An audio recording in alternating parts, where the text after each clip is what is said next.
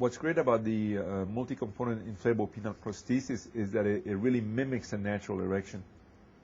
It's filled with saline, not air. Because of that, when the patient inflates the cylinders that are in the penile shaft, it has the same texture as a normal erection. So we have a lot of patients, for example, who have these and their wives or girlfriends don't know that they have one. The pump is connected to the reservoir, and because of that, the device never has to be refilled. So when the patient no longer wishes to have an erection, all he does is presses a release valve that is in the next to the pump in the scrotum, and then the fluid will be transferred back into the reservoir. It will stay there until the patient wants to have relationships or intercourse again, and then what he does is transfers the fluid back into the cylinders by pumping the pump. So it's a great device. The device was invented in 1973. It's the identical design, and that's really fantastic in medicine to have stayed with one design and have improved it and improved it and improved it to the point where now patients can expect at least 15 years of reliability with this device. One of the most reliable devices in medicine right now. It's probably more reliable than a hip prosthesis, more reliable than a knee prosthesis, it's more reliable than a pacemaker as far as life expectancy. I've seen patients up to 18, 19 years with the device. The more the device is used, the more it will fail. I tell my patients, I guarantee you the device will fail, but I tell them that to expect at least 8 to 12 years from the device. But again, it varies depending on the patient use. If a patient uses the device once a week, most likely it will last at least 10 years. If a patient uses twice a week, perhaps 8 years will be the duration of the device. If a patient uses it once or twice a month, they may last 15 years. But they're very reliable. When they fail, all we have to do is remove the old device and put another one back in. So the patient's sexual life is not finished. And I think patients need to know that, because many assume that if the device fails, you're done. No, we take it out, we put another one back in. As a matter of fact, patients have a lot less pain because the space to put in the cylinders is already fashioned in the shaft of the penis.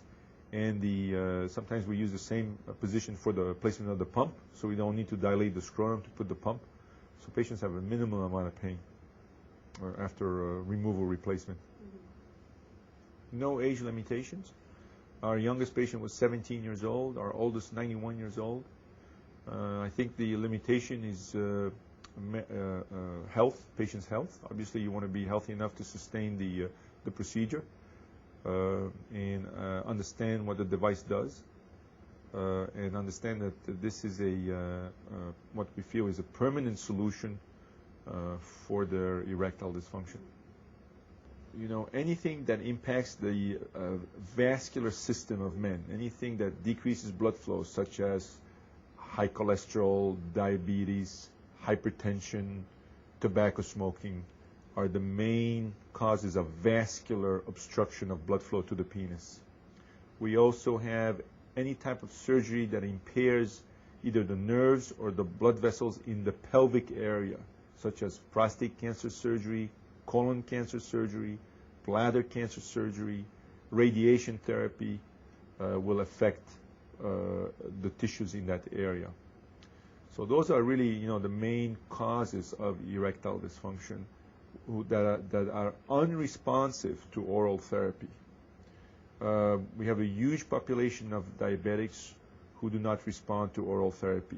Less than 50% of patients who have diabetes, whether they use insulin or oral hypoglycemic agents, will respond to Viagra, Cialis, or Levitra. Less than 30% of patients after prostate cancer surgery will respond to oral therapy. So the response rate is modest, and those patients are our main candidates for penile implants. Patients after prostate cancer surgery tend to be younger patients, healthier patients.